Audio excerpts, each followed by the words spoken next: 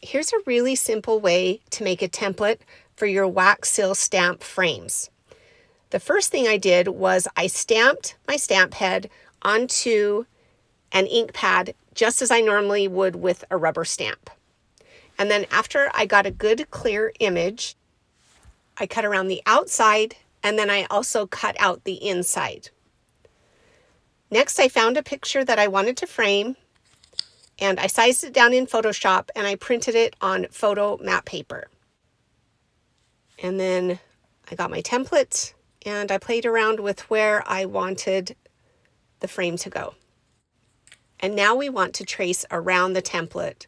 I'm using red here because I want you to really be able to see the lines.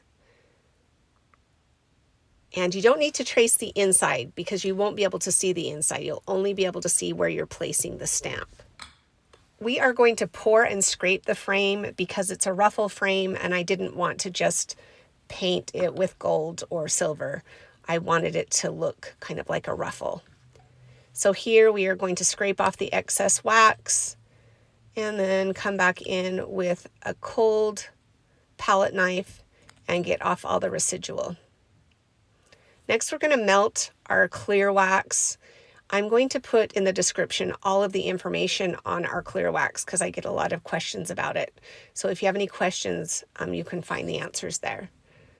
And now we'll pour the clear wax onto our frame.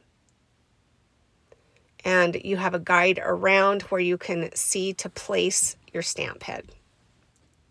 And I apologize, I should have done a better close-up when I pressed it. But hopefully you guys get the gist of it and you can see here how I used it as a guide. Next, we're going to cut out around the frame. And now I'm going to add a little highlighting cream. You don't have to do this.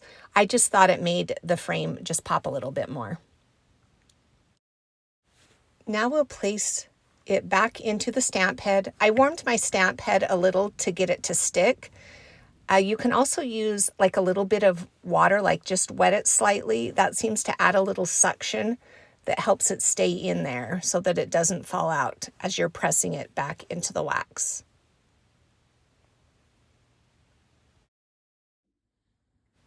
And there's our picture, all nicely centered because we used our template.